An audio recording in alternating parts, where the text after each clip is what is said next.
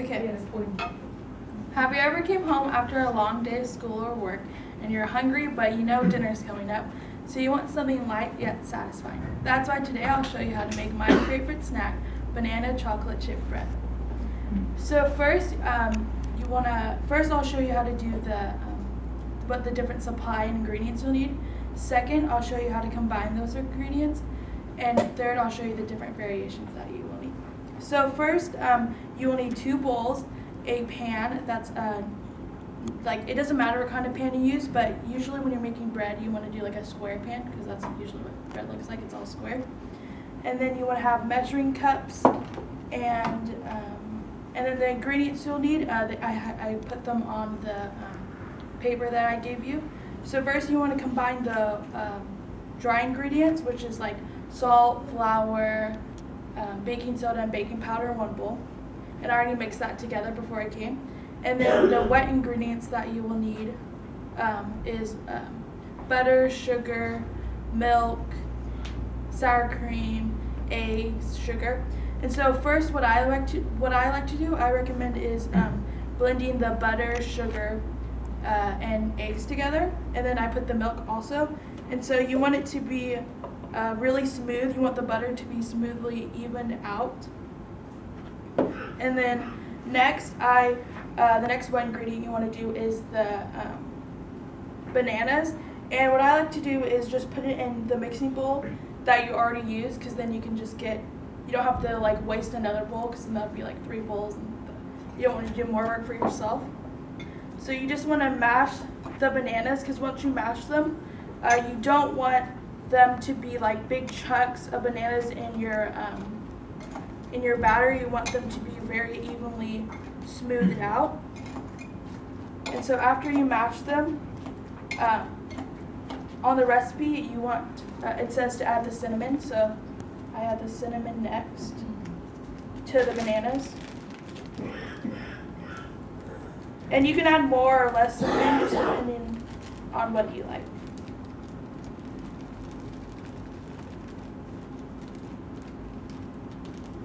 So you just want to mix them all together until it's nice and smushed together. So then you pour it into your butter and sugar and eggs.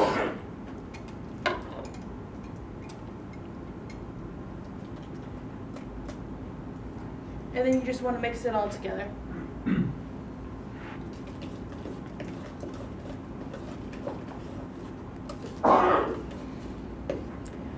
And so then, so secondly, I will show you how to combine the dry into the wet ingredients. You want to do half the dry ingredients into the batter. You don't want to do like the whole entire thing. So you do half of it, and then you stir it.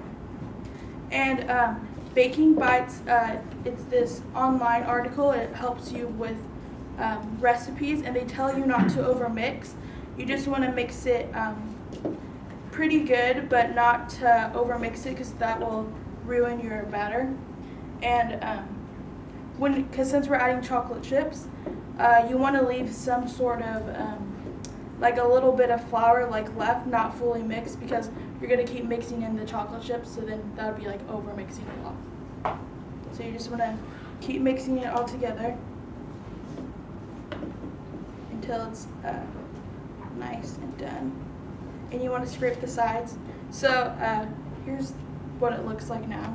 See that the flour is not all mixed in, because once you add the chocolate chips, it will mix in all together. So after you do this, you want to add the chocolate chips.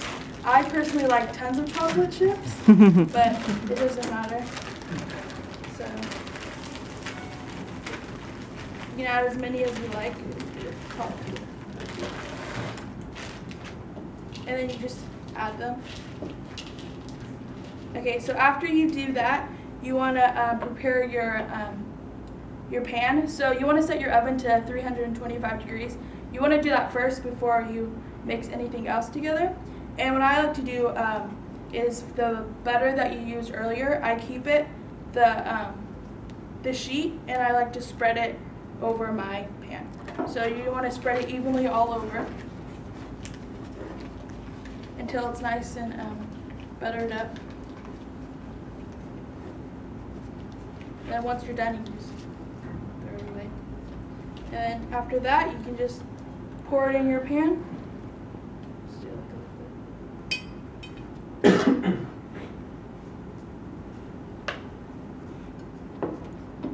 Okay. So then thirdly, here's some different variations you can use. If you don't want to use chocolate chips, you can do walnuts if you want more of a crunch. And then for flour, if you can use different types of flour if you want gluten-free or anything like that. They usually have gluten-free on your aisle, and they usually have something like that. And then I put sour cream in it because it makes it more light and fluffy. But if you don't want to use sour cream, you can use yogurt, and that's just like an easier way that you can do it. And also, there's also salt in it, and if you don't want to use salt, you can just take that out. Or if you don't want to, like I use butter that has salt in it, or you can get butter that doesn't have salt in it. It just really depends on what you like. So today I showed you how to make my favorite snack, banana chocolate chip bread. First, I showed you the different ingredients and supplies you'll need. Second, I showed you the how to combine those ingredients. And third, I showed you the different variations. So, thank you.